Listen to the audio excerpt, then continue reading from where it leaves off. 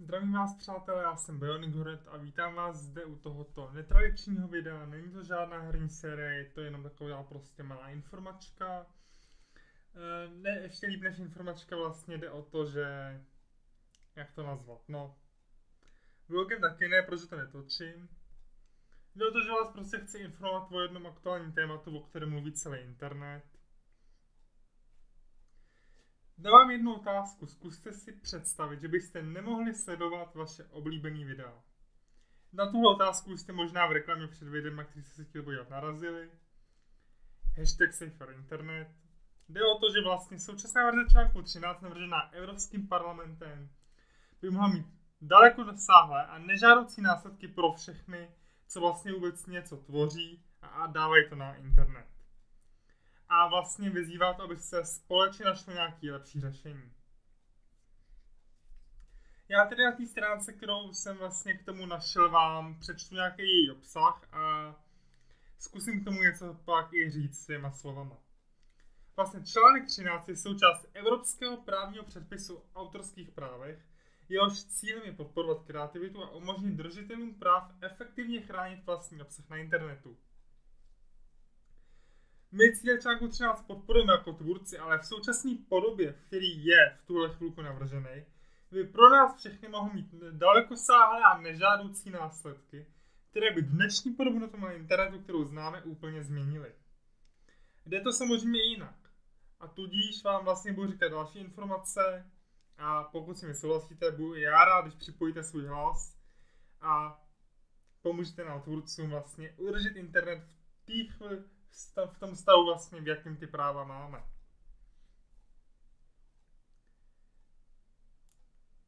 Takže nejdřív, co je to článek 13? Článek 13 je součást směrnice Evropské unie, budu dále řekl jenom EU, autorských právech, jejichž cílem je podporovat kreativitu a umožnit držitelům práv efektivně chránit vlastní obsah na internetu. Samozřejmě s tím souhlasím, ale vlastně v tuhle chvilku, v jakým je, což se k tomu dostanu později, je to i pro nás tvůrce nebezpečný. Celý text, což má 64 stránek po 2 sloupečcích, je to PDF, ještě anglicky, vám podám dolů do popisku pod video, protože vlastně pokud budete mít zájem, tak se přečtěte. I když bych to chtěl nějak shrnout, tak bych tady vlastně jenom 20 minut shrnoval samotný článek 13. Já to zkusím vlastně říct nějakou oklikou, vlastně jak to vlastně popsat jednoduše zároveň, ale nezaručuji, že se mi to vlastně povede. Pro upřesnit cíl článku 13 a jeho snahou pomáhat autorům a interpretům v úspěchu podporujeme, samozřejmě jako tvůrci, ale chceme efektivnější způsob, jak by mohli držitelé autorských práv ochránit svůj obsah. Ale současná verze tohoto článku je navržená Evropským parlamentem tak, že by mohla mít dalekosáhlé nežádoucí následky pro všechny. A proto my tvůrci žádáme, aby bylo nalezeno lepší řešení. Aktuální stav článku 13. 12. září Evropský parlament odhlasoval, že článek 13 posune do další, a to legislativní fáze. Článek 13 ale dosud nevstoupil v platnost, jeho přesné znění je stále upravováno na 3stranných jednáních EU mezi zástupci Evropské komise, parlamentu a rady. Konečně znění by mělo být hotové ke konci tohoto roku a členské státy EU mohou mít až 2 roky na implementaci směrnice do vnitrostátních právních předpisů. Co se bude s článkem 13 měnit? Navrhovaná verze článku 13 by zrušila stávající systém upozornění a blokování videí, který v současné době chrání držitele práv a platformy. Platformy jako YouTube, Facebook, Snapchat a podobné by se staly odpovědnými za veškerá právní porušení autorských práv v každém videu nebo příspěvku nahranému uživateli, autory nebo interprety, a to od okamžiku jeho nahrání. To by ovšem znamenalo, že platformy YouTube nevyjímaje, takže i tento zahrnuje prostě jednoduše řečeno, by byly donuceny většinu nahraných videí v Evropě a sledování videí nahraných jinde zablokovat, neboť je o nich vlastnictví autorských práv nejisté nebo složité. Podrobnější informace budu dále citovat z této stránky. Důsledky schválení článku 13 v této současné podobě. Rizika spojená s přijímáním obsahu s částečným nebo sporným údajem o vlastnictví autorských práv by byla pro platformy jako je YouTube příliš vysoká. V tuhle chvilku, kdyby to přijali tak, jak to je. Z toho důvodu by bylo YouTube nuceno zablokovat v Evropské unii miliony videí, nových i těch stávajících. Mohlo by tak dojít k obrovskému omezení obsahu, který mohou lidé v Evropě na platformu nahrávat a sledovat. Největší dopad by to mělo na autory, mohlo by dojít k zablokování vzdělávacích videí. Například německý kanál, jestli teď budu číst špatně, se omlouvám, Kurzgesagt, nebo britský CGP Grey in the UK. Velké množství oficiálních hudebních videí, například Despacito od Luise Fonsiho, nebo Mafioso od L'Artiste. Já se omlouvám, jestli ty jména čtu špatně, ale prostě, nedá se nic dělat, já nejsem dokonalej, takže já se omlouvám. Fanoušky vytvořených převzatých verzí, mušepů, parodii a další obsahu, tyhle všechny by to vlastně ohrozilo. Článek 13 tím pádem ohrožuje také stovky tisíc pracovních míst, evropských autorů, firem, interpretů a všech jejich zaměstnanců. Co pro nás jako interprety nebo autory YouTube v Evropské unii vlastně tohle znamená? To není YouTube samozřejmě, co pro nás v Evropské unii bude znamenat. Nebo znamená, počkat, já jsem to čet sice, ale prostě víte co. Na ostro je to vždycky takový trochu jiný. Vlastně jasně. YouTube a další platformy nebudou mít jinou možnost, než zablokovat v Evropské unii vaše stávající videa a neumožnit vám nahrávat další, pokud nedokážeme vlastně, že ve videu všechno vlastníme, včetně obrazu i zvuku. Což se bude dělat těžko i třeba u herních videí, jako jsou let's play a podobně. I v tuhle chvilku se to bude kurva dělat těžce. Co to pro mě jako interpreta nebo autora YouTube mimo Evropskou unii bude znamenat? Zase jsme měli předtím v Evropský, teď se budeme bavit o mimo Evropskou unii. YouTube a další platformy pravděpodobně zablokují zobrazování vašich videí i těch stávajících uživatelů v Evropské unii, pokud budou obsahovat neúplné informace nebo informace sporné z hlediska autorských práv. Wait, tady píšou mimo v nadpisu, ale teď se baví o Evropské unii taky, ne zároveň. Je to divný, ale já to pak nakonec nějak zkusím shrnout. Jaký typ obsahu chráněného autorskými právy nebudu moci ve svých videích používat? Mezi materiály chráněné autorskými právy, které se mohou ve vašich videích případně nacházet, patří obrázky, přebaly, software, výňatky z nich, hudba, parodie a mnoho dalšího. Odkaz na podrobnější informace vám dám opět do popisku videa. Proč nestačí nástroje na vyhledávání obsahu chráněného autorskými právy, například systém Content ID? Se současnou verzí článku 13 by nástroje pro vyhledávání obsahu chráněného autorskými právy, jako je třeba už zmíněný Content ID, nepomohly platformám YouTube, jako je ten YouTube, udržet ten obsah. Systém Content ID funguje v případě, pokud ho vlastníci práv používají a dokáže jasně definovat, co jim náleží. Informace o vlastnictví autorských práv ale často chybějí, nebo jsou známy jen částečně.